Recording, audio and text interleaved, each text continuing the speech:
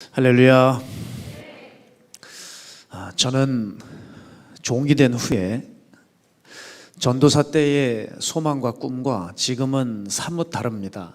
전도사 때는 그렇게 큰 종이 되고 싶고 이것저것을 설교하고 이것저것을 깨우며 다니는 그런 사람이 되고 싶었는데, 이만큼 또 목사가 돼서 벌써 목사 안수를 받은 지가 꽤 시간이 흘러가고 있습니다.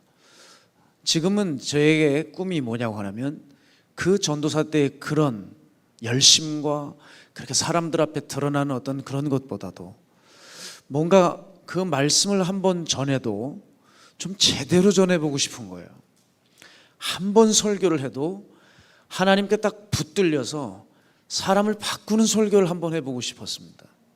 참 그게 강하고, 혹여나 만약에 바빠지게 되고 말씀을 전하는 사역이 정말 전도사의 꿈처럼 주어지게 된다면 저는 너무 두려울 것 같아요. 지금도 걱정이 되고 두렵습니다. 앞으로 어떤 삶을 주님 또 어떻게 인도하실까? 뭔가 기대감에 차 있는 것보다는 두려움이 꽉 차 있습니다. 왜냐하면 말씀을 전하는 나와 본디 나 자신과의 괴리감이 있을까 봐 그렇습니다.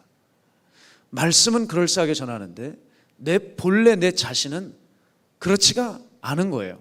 수준이 너무 못 따라가는 거예요, 설교하는 것보다. 그래서 간극이 너무 클까 봐 이것을 어떻게 하면 벌어지지 않을 수 있을까, 메울 수 있을까, 이것이 정말 남모르는 심각한 고민이라고 하는 것이죠. 그런 의미에서 저는 이 한자성어를 늘 제 마음에 새겨 넣었습니다. 양두구육. 여러분 들어보셨습니까? 양두구육. 양머리를 걸어놓고 개고기를 판다, 이런 한자성어입니다. 그러니까 겉보기에는 그럴싸한데 속은 보잘것이 없다라는 거죠. 예전에 우리 박 목사님께서 집회를 다녀오셨어요.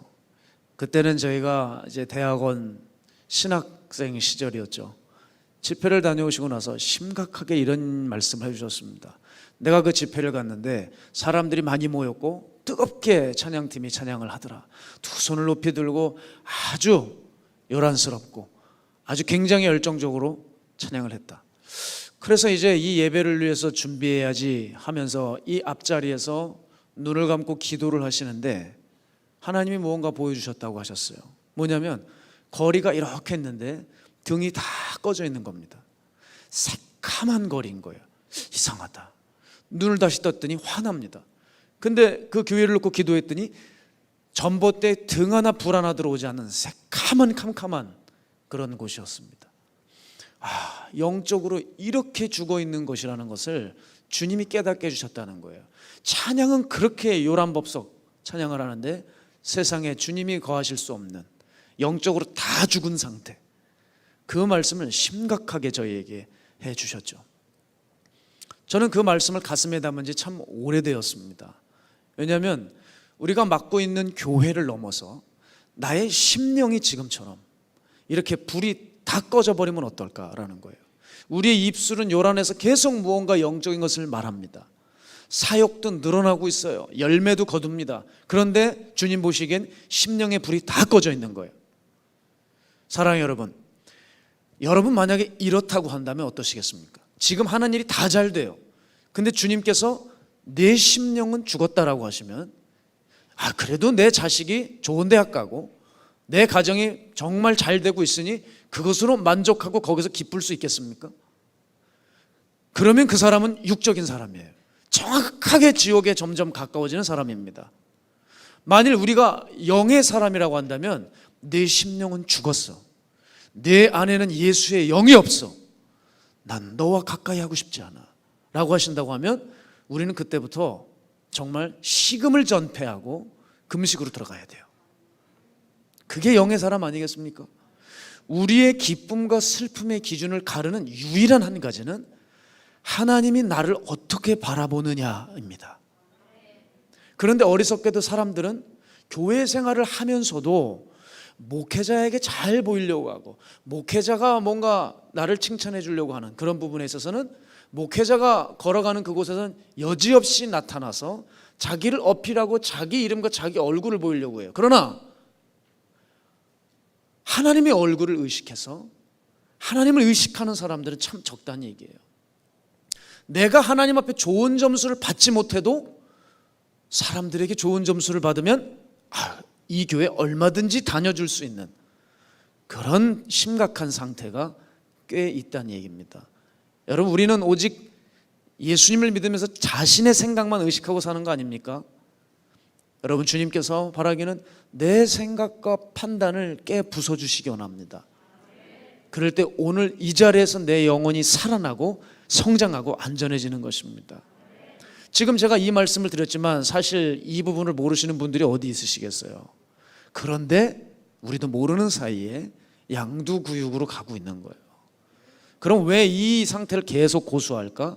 그 결정적인 이유는 하나님을 너무 오랫동안 의식해오지 않았기 때문이죠. 여러분, 교회에서 왜 말썽이 나고 범죄가 납니까? 그 범죄의 주역들이 바로 이 부분에서 무너진 겁니다. 하나님을 의식하지 못한 거예요. 자, 하나님을 의식하지 못하는 신앙은 마치 두꺼운 전공 서적만 들고 다니며 책은 한 장도 보지 않는 학생과 똑같습니다. 신앙생활 어느 교회 다닌다, 어느 목회자 밑에서 어떤 이런 저런 훈련을 받았다, 참 좋은데요. 문제는 그 하나님을 의식하지 않고 순종하며 살지 못하면 그 사람은 정말 아무것도 한 것이 없는 사람이에요. 그러니까 문제가 딱 생기게 되면, 교회에서 문제가 터지고 내 안에 문제가 터지면 뭐 하는 줄 아세요? 사람 여론만 잠잠해지면, 사람 눈만 피하면 된다는 겁니다. 자, 여러분, 우리는 이제 어떻게 신앙생활을 해야 될까? 오늘 내가 하나님과 정말 거리가 있는 사람인가? 아니면 가까운 사람인가? 되돌아보셔야 돼요. 그런 맥락에서 옛날 어느 수도원에 훌륭한 원장님이 계셨습니다. 근데 이 원장님이 그 밑에 많은 제자들이 있는데 유독 한 아이를 사랑하신 거예요. 그 아이는 어떤 아이냐? 볼품이 없어요. 지능도 그렇게 뛰어나지 않습니다. 그런데 원장님은 그 아들을 사랑하는 거예요. 그러니까 다른 제자들의 불만이 극에 달했어요. 그것을 알아차린 수도원장은 이렇게 제자들을 불러 모아서 지금 내가 한 가지 문제를 내줄 텐데 이 문제를 해결하면 내가 그 아이를 왜 사랑하는지 그 이유를 알려주겠다라고 얘기했어요. 그 원장이 제시했던 것은 뭐냐면 많은 제자들에게 작은 새 한 마리씩 줬습니다. 그리고 이렇게 얘기했어요. 아무도 안 보이는 곳에서 해 질 때까지, 아무도 안 보이는 곳에서 해 질 때까지 그 작은 새를 죽여서 가지고 오너라 라고 얘기했습니다. 해 진력이 되자 제자들이 하나둘씩 모이기 시작하는데요, 수도원 마당에 죽은 새의 시체가 수북히 쌓였답니다. 그런데 원장이 특별히 사랑했던 그 아이는 돌아오지를 않더래요. 한참 뒤에 다른 제자들 다 와 있는데 나중에 이렇게 터덜터덜 돌아오는데 그 돌아온 그 아이의, 그 제자의 손에는 작은 새가 산채로 쥐어져 있었대요. 그러면서 그 아이는 원장님에게 이렇게 말했답니다. 원장님께서는 아무도 안 보는 곳에서 새를 죽이라고 하셨죠. 그런데 제가 아무리 조용하고 은밀하고 으슥한 곳을 찾아보아도 하나님은 여전히 그곳에 계셨고 저를 지켜보고 계셨어요. 그래서 이 새를 죽일 수가 없었어요 하면서 가져오는 거예요. 그 말을 하자마자 수도원장은 이렇게 얘기했습니다. 바로 이것이 내가 이 아이를 사랑하는 이유다. 수도원장으로 말할 것 같으면 정말 훌륭한 사람이에요. 자신의 개인의 기준을 가지고 사람들을 선택하지 않았습니다. 하나님이 사랑하는 사람을 자기도 사랑하고 선택했어요. 원장은 그 아이가 하나님을 의식하는 진실한 아이였기 때문에 사랑했던 것이죠. 여러분, 요즘같이 자신의 생각만 의식하고 남의 인정과 평판만 기대하는 사회에 경종을 울리는 예화라고 저는 생각해요. 많은 이들이 하나님 두려워하지 않습니다. 하나님이 자기를 보고 계신다는 것에 대해서 의식조차 없습니다. 예배 때 목회자가 설교할 때 저분이 쳐다보고 있으니 얼른 잠에서 일어나야 되겠다, 얼른 딴 생각에서 벗어나야 되겠다, 이 정도는 하지만 또 여러분이 익숙한 내 사랑하는 가족들과 함께 지낼 때는 하나님은 온데간데 없습니다. 그리고 정확하게 하나님의 말씀은 이 예배당이라고 하는 이 평소에만 머물러 있지 내 심령에는 머물러 있지 않은 거예요. 자, 여러분, 오늘도 지금 하나님의 메시지를 듣고 계신데 지금 들려오는 이 말씀이 머리에서 보통 살아 움직입니까? 아니면 일상 속에서 살아 움직입니까? 우리가 다시 한번 조심해야 되는 것은 어떤 영적인 환경이나 소속감들이 우리를 안전하다 말해주지 못합니다. 우리가 된 줄로 여기지만 되지 않은 경우가 얼마나 많은지 몰라요. 특히 우리가 이 마가의 다락방에서는 구원의 메시지, 복음의 메시지 얼마나 많이 들어요. 그렇죠? 그래서 여러분, 우리는 혜택을 입은 것 같다는 생각 들지 않습니까? 요즘 들어 지방에서도 그렇게 많이 올라오세요. 오늘도 어떤 분과 대화를 했는데, 목사님, 살고 싶어서 저희들이 올라와요. 살고 싶어서. 저 밑에 전라도, 저 밑에 경상도 지방에서도 영적으로 갈급하니까 찾아 나와요. 여러분, 이런 말씀을 그냥 우리는 조금만 걸어가면 다락방에 올라올 수 있고, 차 타고 택시 타고 쉽게 올 수 있는 마가의 다락방에서 영적인 메시지를 듣는 것, 여러분 기쁘시죠? 안 기쁘시군요. 기쁘셔야죠. 저도 기뻐요. 저도 우리 목사님께 그런 말씀 듣고 자라왔고 기뻐요. 그런데 한 가지 제 마음에 이런 의문이 들었습니다. 정말 기쁘려면 어떻게 될까?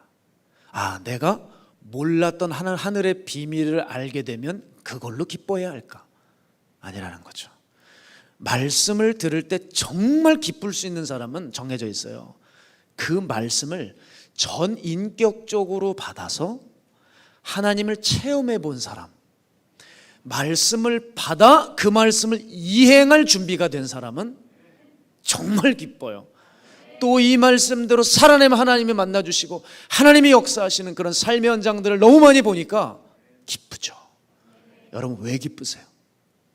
못 들었던 말씀, 몰랐던 성경 구절 들어서요? 그래서는 안 돼요. 우리는 이렇게 들을 때 얼마든지 맞장구 칠 수 있고 감동도 되고 깨달아요. 그러나 우리의 삶은 또 양머리를 걸어둔 것 같은데 개고기를 팔고 있지 않냐는 거죠. 오늘 그래서 주님께서는 우리에게 이런 말씀을 하십니다. 사무엘상 2장 30절을 보게 되면요, 우리 함께 읽어보겠습니다. 시작.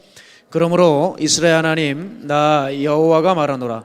내가 전에 내 집과 내 조상의 집이 내 앞에 영원히 행하리라 하였으나 이제 나 여호와가 말하노니 결단코 그렇게 하지 아니하리라. 나를 존중히 여기는 자를 내가 존중히 여기고 나를 멸시하는 자를 내가 경멸하리라. 아멘. 하나님은요, 정확하신 하나님입니다. 내가 무엇을 하나님 앞에 심든지 그것을 거두게 하십니다. 나는 콩 심었는데 팥을 자꾸 거둬요. 나는 의를 심었는데 자꾸 불의가 올라와요 하는 거는, 그거는 본인 자신을 속이는 거예요. 하나님은 정확하신 하나님, 내가 심은 그대로 거두게 하십니다. 그래서 저는 어떤 신비주의적인 영성을 어떤 부분에서 참 우러러 바라보지만 하나님은 절대 공짜로 그런 것들을 부어주시는 분이 아니에요. 어떤 큰 은사를 받고 큰 능력과 큰 어떤 영적인 혜택을 누리는 사람이 있다면 그 사람의 그 겉만 보면 안 돼요. 그 사람이 사람들이 알지 못하는 곳에서 얼마나 눈물과 피와 땀의 헌신을 심었는지 그걸 알아야 돼요. 하나님은 그 자신을 따라오는 발자국을 보시면서 그만큼 동행하시고 그만큼 부어주시는, 심은 대로 거두시는 정확하신 하나님이라는 사실을 여러분 잊으시면 안 되겠습니다. 가령 어느 저명한 인사를 우리가 존경한다고 해보죠. 어느 분 보면은 어느 한 저자를 너무 좋아해요. 뭐 우리나라 소설가로 말할 것 같으면 김훈씨 같은 사람 참 유명한 소설가 아닙니까? 그분의 아주 단문이지만 명문인 글들이 많은데, 이런 어떤 내가 좋아하는 소설가들 만날 때 그분의 어떤 그 팬사인회나 그 어떤 서평회를 찾아가려고 애를 쓰고 질문도 하고 큰 깨달음을 얻고 와서 그렇게 기뻐하는 사람들이 있어요. 그런데 달라진 건 아무것도 없어요.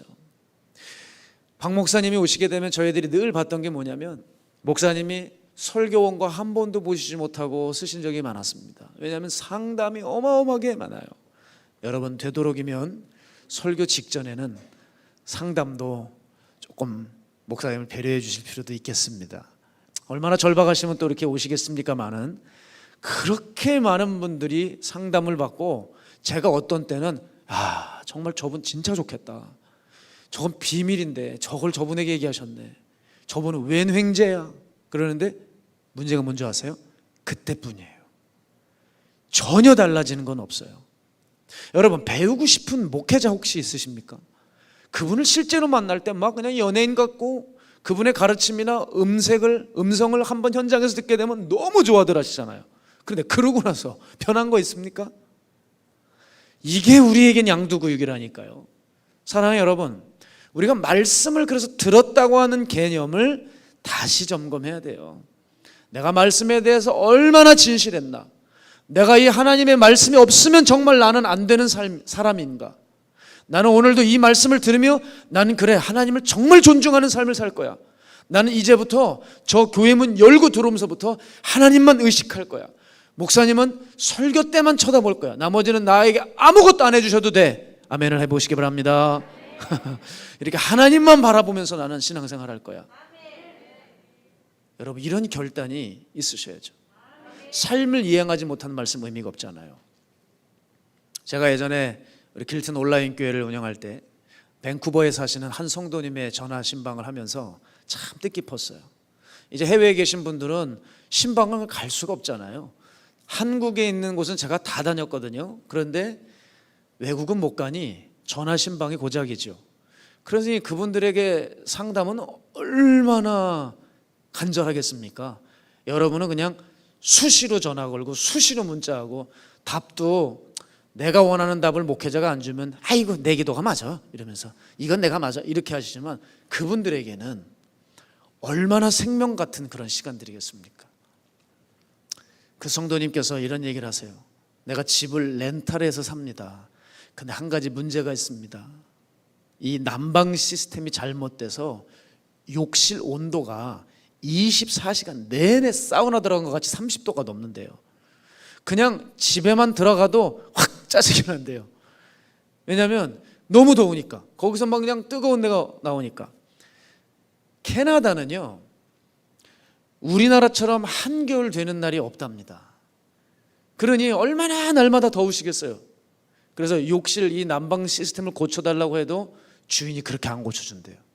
그러면서도 그 난방비가 내가 뗄 필요도 없는데 그냥 맨날 떼지니까 다달이 세입자가 200불, 우리나라 돈으로 20만 원 넘는 돈을 다달이 그냥 내야 된다는 거예요. 그러니 얼마나 화가 나세요. 본인이 이렇게 얘기하시더라고요. 자기는 성격이 괄괄하대요. 자기는 얘기를 해야 직성이 풀리는 사람이래요. 사람들이 그런데요, 이거 법적으로 빨리 처리를 해야 되지 않느냐, 이거 소비자한테 신고해서 그 주인 정말 혼 좀 나야 된다, 왜 이렇게 세입자한테 함부로 하느냐, 그 제안을 한 거예요. 근데 이분이 그걸 했느냐? 했을 것 같잖아요. 한 가지가 걸리더래요. 내가 이거를 고발하면 저 사람이 신용 등급이 떨어져서 불이익을 당하니 내가 이거를 신고를 못 하겠다는 거예요. 그래서 인간적으로 할 수 있는 모든 것을 다 걸고 주인에게 사정했대요. 그 주인이 중국 분이었답니다. 아무리 사정해도 들어주질 않더래요. 목사님, 이거 어떻게 하면 좋습니까? 저는 들어갈 때마다 30도입니다. 그때 제가 그분에게 부담되는 말씀을 하나 드렸어요. 뭘까요? 또 눈은 눈으로 이는 이로 갚으라 했다는 것을 너희가 들었으나 나는 너희에게 이르노니 악한 자를 대적하지 말라. 누구든지 내 오른편 뺨을 치면 왼편도 돌려대라. 이 얘기를 제가 하고 말았는데, 하면서도 무슨 생각이 드냐면, 너 같으면 야, 너는 시원하게 에어컨 빵빵 틀고 살지만 저 사람은 30도를 살아야 된다고 해드리면서도 미안한 거예요. 해드리면서도. 우리가 그렇잖아요. 정답을 알고 있습니다. 그죠? 근데 정답을 말해드릴 때 민망할 때 있죠. 너무 고생할 게 뻔하니까. 목회자도 그렇더라고요. 그런데 그 말을 철석같이 들으셨어요. 지금도 30도에 사세요. 여러분, 근데 참 이분 고맙다, 이분 참 귀하다, 하나님의 말씀으로 자신의 자아의 본능을 제어해 버린 거예요. 저는 여러분 이 세상에서 가장 강한 사람이 뭐냐? 요게 어디 뭐 청라나 뭐 이런 송도 쪽 가면은 헬스장 많지 않습니까? 그 알레르기 체질 분들이 있잖아요. 얼럭벌럭 이렇게 막 나오신 분들. 여러분 이런 분들이 강할까요? 아주 유명한 세계 헤비급 타이틀 챔피언이 강할까요? 저는 진짜 강한 사람들은 자기 자아를 넘는 본능을 제어할 수 있는 사람. 성경은 또 혀를 길들일 줄 아는 사람들은 당할 자가 없다 그러잖아요. 자기를 제어할 수 있는 사람, 이 사람이 제일 강하다고 생각해요. 와, 이분은 본인 기질이 그런데 그걸 뛰어넘었어요. 은혜 아닙니까? 여러분 이게 예수 믿는 거예요. 쉽지 않는 환경 속에서도 결단할 수 있는 거, 이게 내가 하나님 의식하고 산다는 거 아닙니까? 이게 내가 예수님 사랑하고 말씀 사랑한다는 거 아닙니까? 하나님 앞으로 몇 배로 갚아주실 거예요. 하나님 심은 대로 거두신 하나님이에요. 내가 너의 그런 삶을 잊지 않겠다. 넌 충분히 신고할 수 있었으나 나 때문에 너 그거 참았지? 내가 그걸 잊지 않겠다. 그게 우리 주님이세요. 저에게도 그런 일이 있었어요. 제가 여기서도 말씀드린 바 있죠.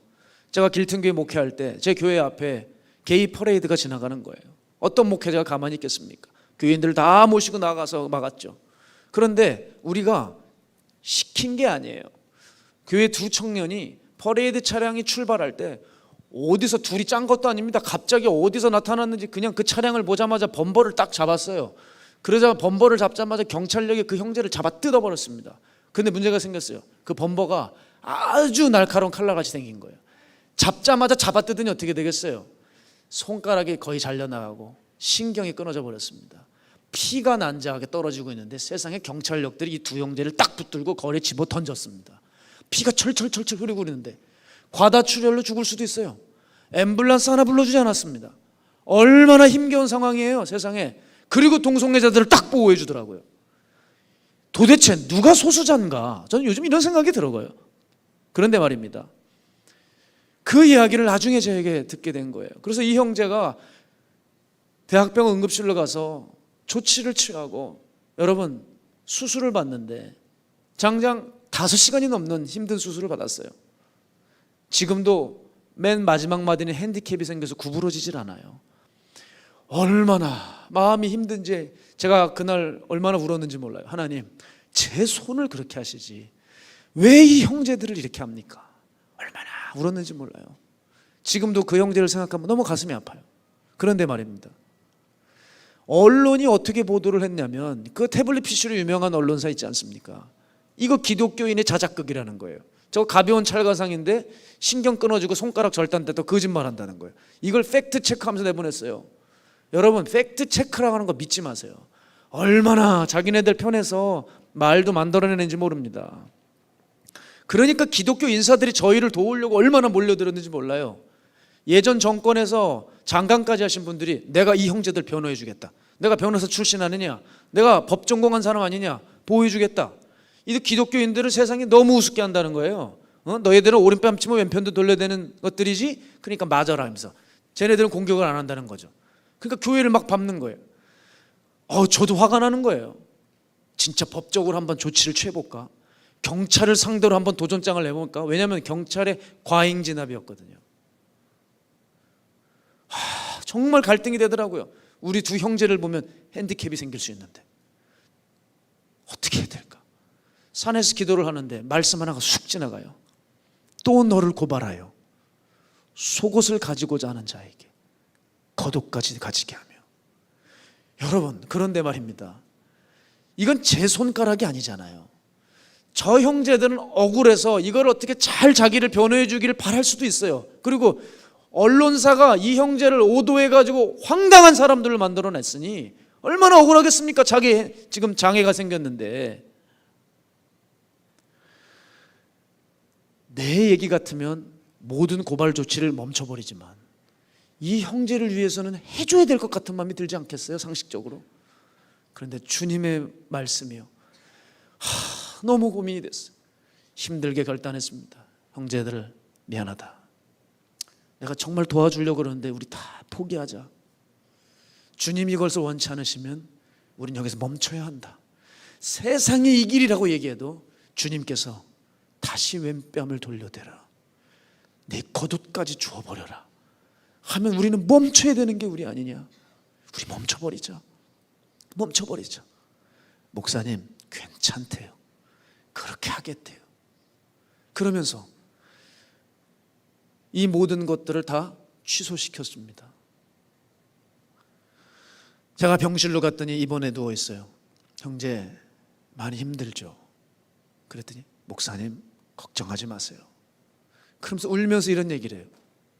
제가 주님 앞에 드릴 것이 하나도 없었는데, 주님이 날 위해 죽으셨는데 내가 드릴 게 없어 괴로웠는데 제 손이라도 드릴 수 있어서 너무 감사해요 하면서 울더라고요. 됐구나. 그래, 이 형제도 주님의 은혜가 이제 덧입혀지겠구나. 여러분, 우리네 삶 속에서 이와 같이 말씀을 존중한다는 거 때로는 쉬운 문제가 아니에요.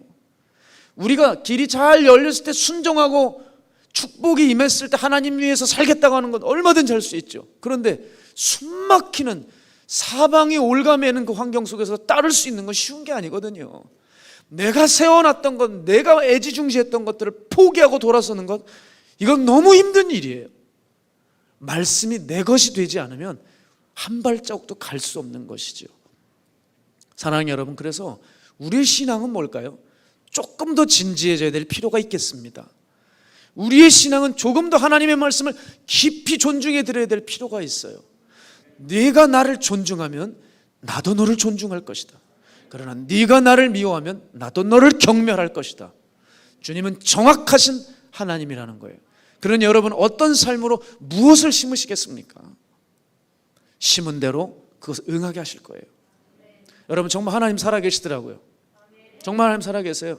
제가 처음에 우리 강한수 형제를 박 목사님 제게 맡기셨을 때 이 형제를 어떻게 거듭나게 할 수 있을까 얼마나 고민이 됐겠습니까? 이 형제는 제 분기신 거예요. 주님이 보실 때 이 형제는 분기시더라고요. 그러니 제가 이렇게 무시할 수가 없는 거예요. 제 길을 갈 수가 없는 거예요. 제 사역을 포기하고 이 형제와 함께 했습니다. 그게 쉬운 줄 아십니까? 어려워요. 늘 같이 있어야 되거든요. 거기 이야기 다 맞춰줘야 됩니다. 지금은 이 형제가 철들어서, 목사님 처음에 저를 만났을 때 얼마나 힘드셨어요? 나한테 싫은 소리 한번 하는 거 못 하셨죠? 자기가 이제 어려운 친구들을 섬기면서 그걸 깨달아진대요. 아, 우리 목사님이 자기를 얼마나 용납했는지 이제 알겠대요. 얼마나 고마운지 몰라요. 어쨌든 간에 동인천에서 그렇게 한수 형제가 요즘 열심히 노숙인의 벗으로 살고 있지 않습니까? 아무리 뜯어 말려도 매일 밤낮으로 가서 섬깁니다. 어느 날이었어요. 잠잘 때 이제 추워질 때가 온다고 초겨울이 들어가니까 자기 돈을 딱 털어가지고 텐트를 사가지고 노숙인들이 집을 만들어 주더라고요. 제가 무슨 생각이 들었냐면, 하나님 지금 다 보고 계시죠? 저 형제에게 이제 함께 해 주셔야 합니다.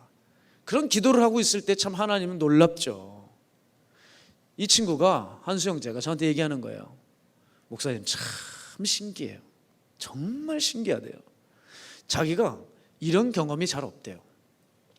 어느 날 노숙인을 섬겼는데 딱 50만 원만 있으면 저 인생들을 완전히 도와줄 수 있더래요. 근데 이제 자기 이미 돈을 다 털어줬기 때문에 한 푼도 없는 거예요.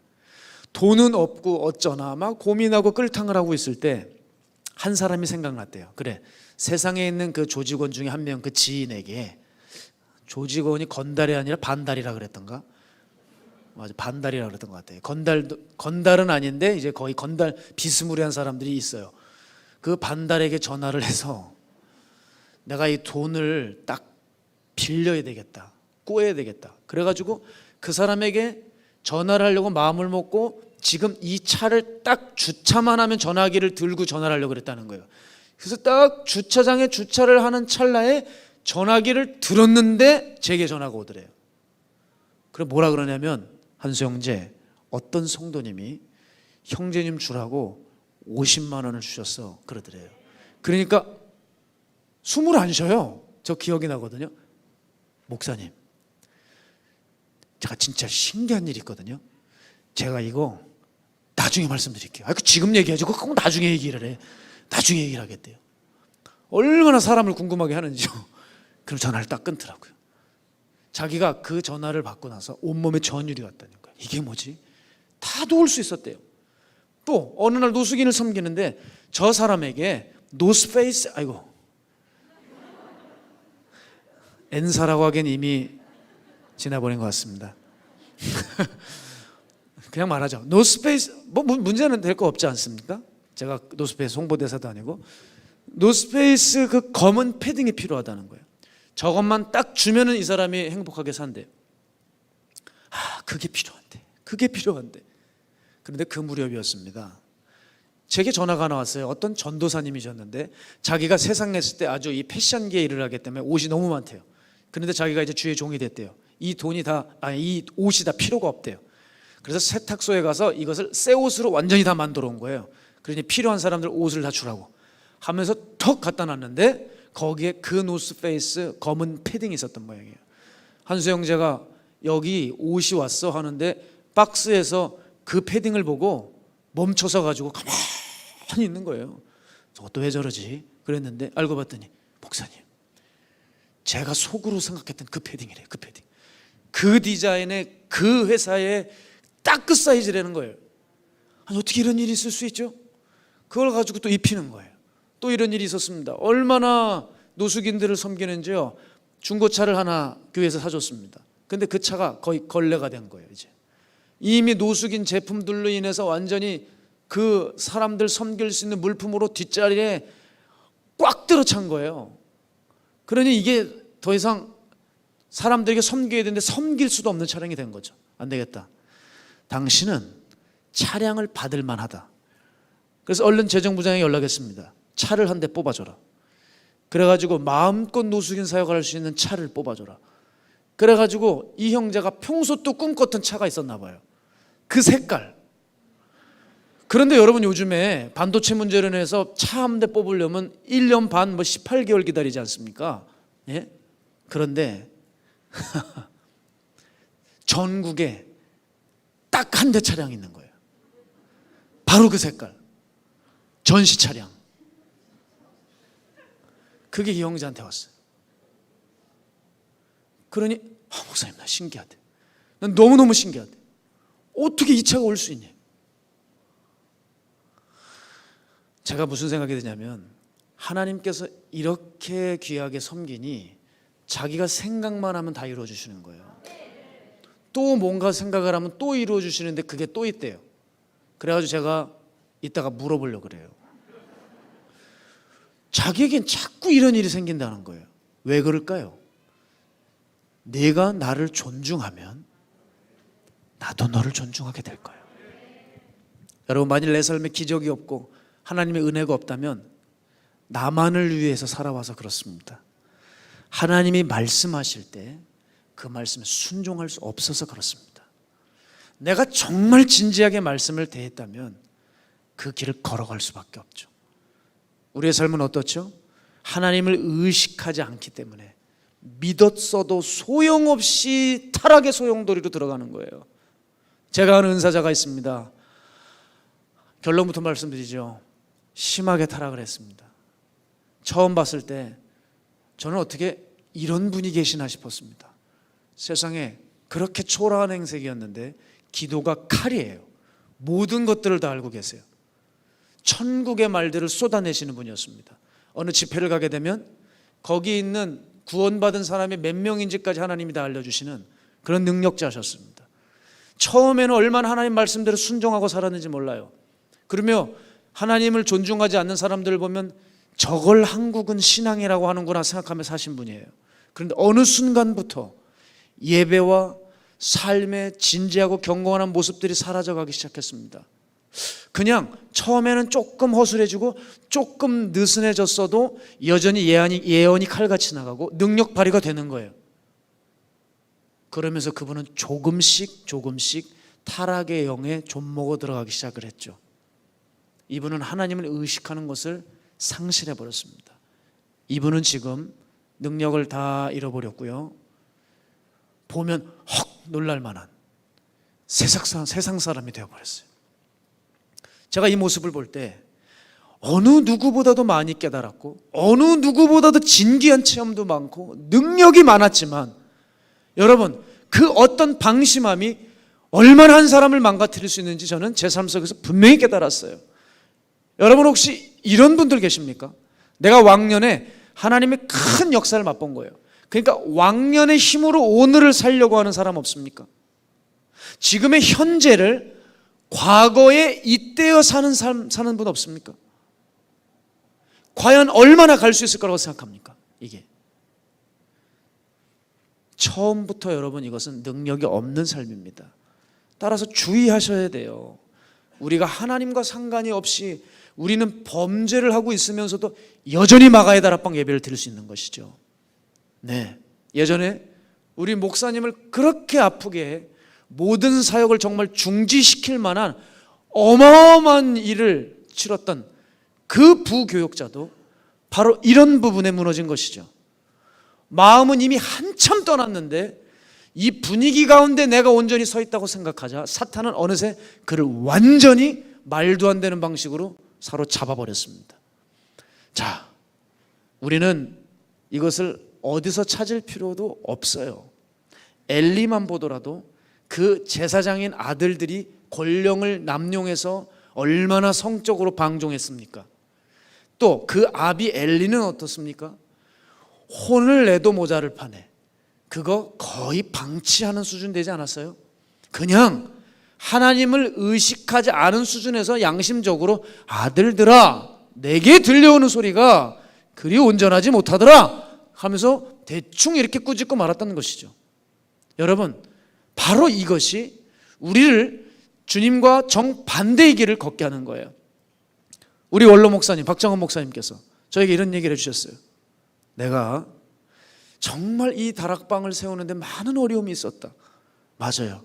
황무지 같은 곳에 꼭 고구려 주몽처럼 딱 그냥 여기 십자가를 하나 꽂으시고 여기 정말 대단한 능력의 기도원을 만들어 놓으신 거예요. 그런데 하나님이 말씀하신 대로 기도원을 다 만들고 산에서 기도하는데 마가의 다락방이라고 해라 해서 마가의 다락방 기도원이라고 이름을 붙이며 여기를 정말 1960년대, 70년대, 80년대에 성령의 불을 일으키는 그런 기도원으로 하나님께서 이렇게 세워주시지 않았습니까?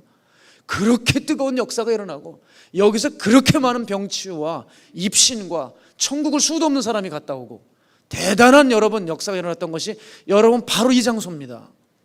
저는 원로 목사님과 가깝기 때문에 예전 사진들을 보여주세요. 세상에 정말 이 장소예요. 여러분 여기 조금 작았을까요? 바로 여러분 이 자리에서 놀라운 역사들이 많이 일어났어요. 요즘도 일어나고 있는 것 같습니까? 아멘. 그렇죠. 누가 아멘 하셨어요? 복을 만배로 받으셔야 돼요. 복을 만배로. 너무 좋아하시는데요. 네. 원로 목사님 뭐라 그러시냐면 내가 여기 부목사 셋을 세웠어. 엄목사, 김목사, 문목사. 내가 기도원이 한참 부흥할 때 헌금도 들어오니 내가 그 목사들 섭섭지 않게 내가 듬뿍 사례비도 줬다. 그리고 나는 이제 하나님의 사명 받아서 전국 8도 전국 방방곡곡 촌촌면면을 다녔는데 다락방에 내가 없을 때 이 셋이 뭐라 그러냐면 저 박 목사 쫓아내고 우리가 이 기도원 다 합시다 합의를 했다는 거예요. 그러면서 계획을 잡는 과정 중에 엄 목사가 죽고 김 목사가 죽고 문 목사가 죽더래요. 하나님 살아계시더래요. 셋을 싹 다 걷어가시더래요. 그러면서 이런 말씀을 하셨어요. 그렇지, 여기가 어딘데 그런 짓을 했느냐는 거죠. 맞아요.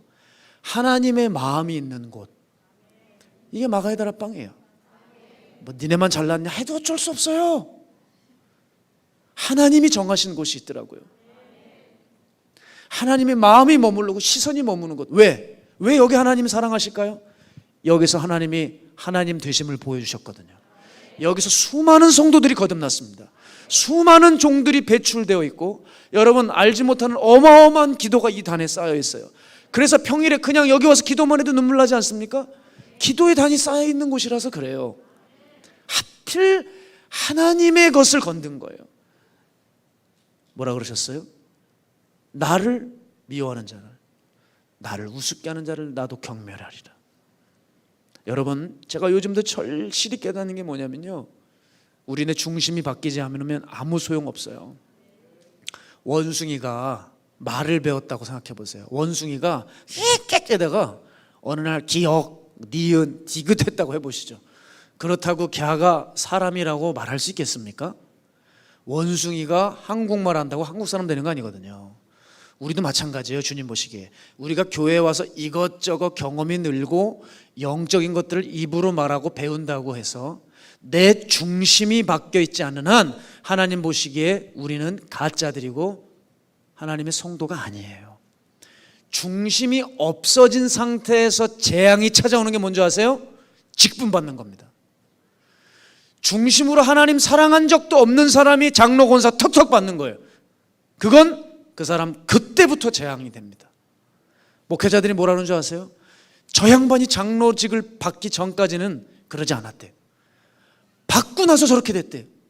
그러니 여러분, 교회에서 입혀주는 그런 옷들 입는 게 감사하긴 하지만 그거 두려워해야 되는 거예요. 괜히 그 직분 맞지만 않았어도 온전하게 걸어가고 겸손하게 살 수 있는데 그거 괜히 탐내고 그거 괜히 교회에서 입혀졌다가 지옥길 가는 사람들이 얼마나 많은지 모르겠습니다. 여러분, 우린 절대 마네킹 되면 안 되는 거예요. 마네킹에 명품 얹어놨다고 생명이 없는데 그게 사람이겠냐는 거예요. 우리가 이미 영적으로 죽어 있는데 하나님의 고귀한 직분 이렇게 교회에서 입혀줬다고 해서 그 사람이 그 사람이냐는 겁니까? 아니라는 거죠. 따라서 우리 중심에서 모든 것이 나오게 되었습니다. 오늘 중심으로 하나님 의식하며 삽시다. 우리 안에 가장 선한 것 말씀이 우리 안에 살아 움직이게 합시다. 그리고 더욱 조심해야 될 게 뭔지 아세요? 나만 망가지면 좋겠어요. 여러분 망가지면 안 되지만 나만 망가지는 게 아니라 나 망가지면 다른 사람도 영향을 받아요. 코로나가 전염이 많아지죠. 에어컨이 또 코로나 전파자라 그래서 여러분 안심하시라고 저렇게 에어컨에 옷을 입혀놨어요. 바람이 여러분을 안 쏘입니다. 제가 특단의 조치를 취했어요. 바람은 다 공중으로 올라가 여러분의 바이러스는 제가 먹습니다. 여러분은 안전할 거예요.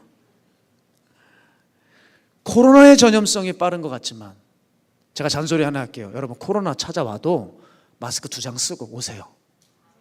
또 썰렁하게 하지 마세요. 비참한 거 아닙니까? 코로나 걸려도 또 나아요.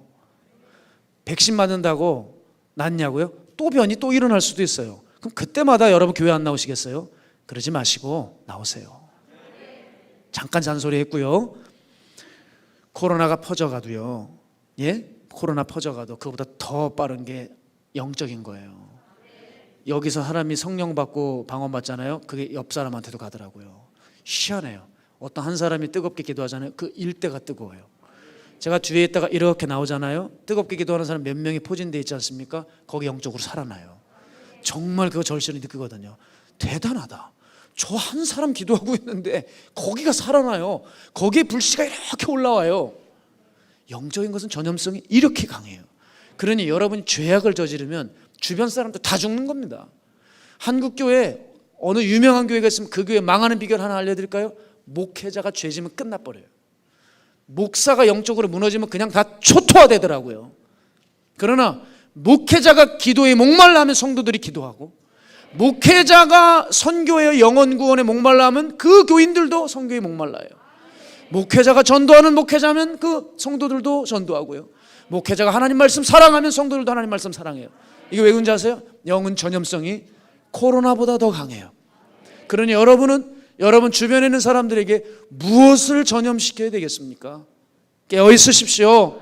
깨어 있으십시오.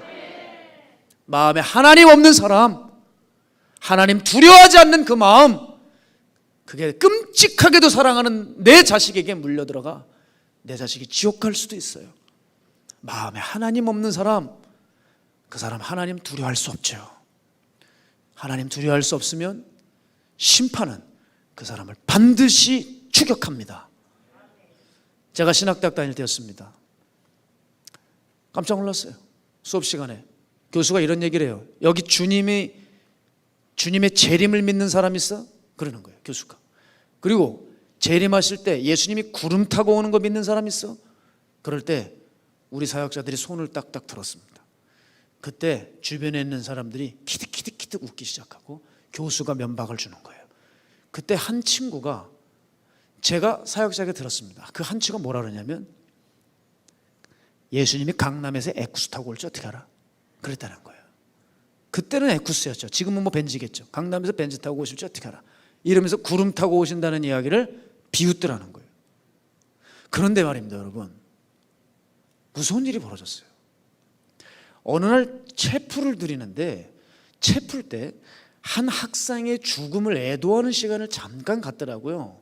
그렇게 큰 화면에 그 학생의 얼굴을 띄워주고 잠깐 그 과에서 그 학생을 추모하는 그런 순서를 갖더라고요. 그런데 그때 너무 깜짝 놀랐습니다. 왜냐하면 바로 강남에서 에쿠스 타고 올지 어떻게 알아? 비웃었던 그 학생이 갑자기 불의의 질병이 발견되어 죽고 만 거예요. 사람들이 뭐라 그런지 아세요? 저거 벌을 받은 것이다, 심판을 받은 거야 라고 얘기가 들려오곤 했어요. 그런데 그건 그렇게 제가 함부로 말하고 싶지는 않습니다. 함부로 그렇게 말하고 싶지는 않아요. 그런데 말입니다, 한 가지요. 질문이 하나 있었어요. 저 학생은 정말 귀한 믿음으로 천국을 갈 수 있었을까? 하나님 앞에 정말 두려운 마음으로 살아야 되겠구나라는 것을 깨닫는 바로 그 시간이었죠. 여러분, 우리는 무엇보다도 하나님을 존중해야 됩니다. 그분을 의식하는 삶을 살아가야 돼요. 여러분의 마음에는 무엇이 가득 차 있습니까? 바라기는 마땅히 두려워할 자를 두려워하시길 바랍니다. 오늘 본문의 말씀 누가복음 12장 4절에서 5절 우리 함께 읽어볼까요? 내가 내 친구 너희에게 말하노니 몸을 죽이고 그 후에는 능히도 못하는 자들을 두려워하지 말라. 마땅히 두려워할 자를 내가 너희에게 보이리니 곧 죽인 후에 또한 지옥에 던져넣는 권세 있는 그를 두려워하라. 내가 참으로 너희에게 이르노니 그를 두려워하라. 아멘. 여러분, 내가 두려워하는 대상이 바로 여러분이 존중하고 사랑하는 대상입니다. 여러분 지금 무엇 때문에 두려워하십니까? 자꾸 일이 안 돼, 재정적으로 기울어지자 막 두려운 마음이 너무 심합니까? 여러분 건강을 잃어가니까 두려운 마음이 너무너무 심합니까? 사람이 나를 떠나자 두려운 마음이 너무 심하게 다가옵니까? 여러분, 그럼 바로 그 대상이 여러분이 사랑하는 대상이에요. 주님 뭐라 그러세요? 그런 것에 두려워하지 말고 마땅히 두려워할 자를 두려워하라. 곧 죽인 후에 또한 지옥에 던져넣는 권세 있는 그를 두려워하라. 사랑하는 여러분, 무엇을 두려워하시겠습니까? 오직 하나님 한 분밖에 없습니다. 우리는 그분을 위해 살아야 될 것입니다. 오늘 그분을 위해 다시 한번 우리의 삶을 결단하고 드리는 시간 되어야 될 것입니다. 말씀을 정리하죠. 사랑하는 여러분, 신앙에 있어서 정말 중요한 것은 타이밍이더라고요. 타이밍. 그 기회가 왔을 때 여러분 철썩 그것을 붙들고 놓지 않는 거예요. 이야기를 좀 더 하고 싶지만 시간이 다가서 오늘 이야기는 접고 다음에로 미뤄야 되겠군요. 사랑하는 여러분, 저는 참 두려운 경우가 많았습니다. 다 말씀드릴 수는 없지만 이 사람이 그 하나님의 말씀을 받고 그대로만 따라갔다면 하나님께서 귀하게 쓰시고 그로 인해 한 세대가 경제적인 복을 얻고요. 경제적인 복이요. 한 사람으로 인해서 경제적인 복을 얻고 나라가 어느 정도 힘을 받는 그런 대단한 사람이 될 법한 사람이 있었습니다. 여러분, 그런데요, 한국 사람이에요. 그런데 말입니다, 그 말씀을 받질 못해요.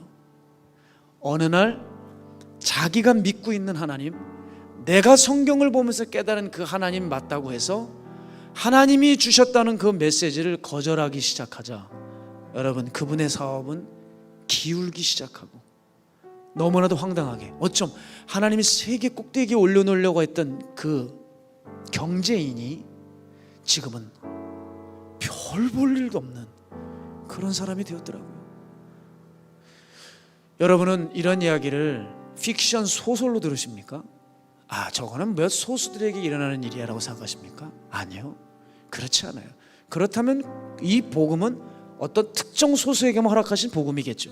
오늘 우리에게 주신 복음은 여기는 우리 모두에게 주시는 말씀이에요. 내가 나를 존중히 여기는 자를 내가 존중히 여기고, 나를 미워하는 자를 내가 경멸할 것이다. 사랑하는 여러분, 오늘 우리 시간 결단하길 소망해요. 타이밍이 있어요. 하나님이 우리를 쓰시고 내 가정을 일으키시고 한번 여러분을 통해서 문영혼들을 건지려고 하시는 때가 와요. 그 기회를 보며 준비하고 있어야 돼요. 그런데 그 준비하는 삶은 나를 바라보고 내 생각에 갇혀있는 사람들에게는 주어지지 않습니다. 늘 하나님을 의식하고 하나님 두려워할 줄 알고 마땅히 두려워할 자를 두려워하며 걸어가는 바로 그 사람에게 하나님 놀랍게 역사하실 것입니다. 사랑하는 우리 한수 형제에게 말없이 그 길을 걸어갈 때 주님의 놀라운 은혜로 그의 삶을 붙들어 주셨듯이 오늘 여러분도 그 삶을 걸어가시길 주의 이름으로 축복합니다. 저도 마찬가지예요. 설교는 이렇게 하고 있지만 말씀을 전하는 나와 내 본디 나와의 간극이 너무 심하는 너무 부끄러운 자 되고 나만을 의식하고 이기적이고 죄악투성인 제가 되지 않도록 저도 노력할 테니 오늘 우리 이 시간에 정말 마땅히 두려워할 자를 두려워하며 하나님 두려워하면서 한 걸음 한 걸음 걸어가 두렵고 떨림으로 우리 구원을 이루어 가시는 주님의 진귀한 백성들 되시길 주의 이름으로 축복합니다. 우리 지금 함께 이 찬양하면서 결단했으면 좋겠어요. 마음이 상한 자를 고치시는 주님, 마음이 상한 자를 고치시는 주님, 오늘 주님 우리를 찾아와 주셔서 우리의 중심이 병들었을 수 있어요. 자꾸 나만 바라보는 사람이 있을 수 있어요. 교회에 와서도 우리 주님 의식하지 못하고 예배만 보고 돌아갈 수 있어요. 사람들 보기 바쁘고 내 마음 좀 교회가 알아주길 바라고 내 자식 좀 목회자가 알아줬으면 좋겠고 두려워할 것을 두려워하지 않고 하나님 의식하지 않는 종교적인 껍데기만 너저분한 우리들 되지 않도록 오늘 이 찬양과 함께 주님께서 우리의 마음의 중심을 고쳐주시는 오늘 이 시간 되길 주의 이름으로 축복합니다. 하나님, 원숭이가 말한다고 사람 될 수 없듯이 마네킹에 명품 걸쳐 놓았다고 사람 될 수 없듯이 내 중심 바뀌지 않으면 우리는 하나님 앞에 아무것도 아닌 존재입니다. 나를 존중히 여기는 자를 내가 존중히 여기겠다고 하셨으니 심은 대로 거두게 하시는 정확하신 하나님, 그 하나님의 성품 잊지 말고 꼼수나 얄팍한 요령이나 신비적인 거 구하지 말고 하나님 사랑하는 만큼 그 사랑 받을 수 있을 터이니 하나님 우리의 미진한 삶 가운데 다시금 하나님을 사랑할 수 있는 마음을 불같이 일으켜 세워주시옵소서. 다시 하나님의 말씀을 이행할 수 있는 그 여력을 허락하여 주시옵소서. 다시 사명이 있는 그곳을 향해 달려나갈 수 있는 우리가 있게 하여 주시옵소서. 코로나가 변이가 되었건 코로나 변이 하나비가 오든 그것과 관계없이 내 주님 내가 사랑하고 내 예배 내가 지키고 내 교회 예배로 사수하고 내 주님 내가 지키려고 사랑하겠다는 결단이 오늘 우리에게 일어날 수 있도록 도와주십시오. 오늘 이 예배가 어떤 사람에게는 기회일 수 있습니다. 우리 모두가 오랫동안 평안하게 살아야 되지만 우리의 앞길이 어떤 일이 일어날지 모르기에 오늘 이 시간이 절대절명의 그 기회일 수 있습니다. 타이밍을 놓치지 않게 해주시고 마땅히 하나님을 바라볼 때 바라보게 하시고 붙잡을 수 있을 때 붙잡게 해주시고 들을 수 있을 때 듣게 해주셔서 사람들 세상 전염병 두려워하지 말고 사람을 죽인 후에 지옥에 넣을 수 있는 권세 있는 하나님을 마땅히 두려워할 수 있는 우리 모두 되게 하여 주시옵소서. 오늘 그 마음으로 예물 드리게 하시며 이 예물이 하나님 귀한 곳간에 쌓여지길 간절히 소망하옵고 너무나 사랑하는 우리 마가이다라 방송도입니다. 부디 마음속에 하나님 의식하고 하나님 두려워할 줄 알고 삶 속에서 성실히 겸손하게 주 나의 하나님과 동행하게 하여 주옵소서. 살아계신 예수님의 이름으로 축복하옵고 기도드렸습니다.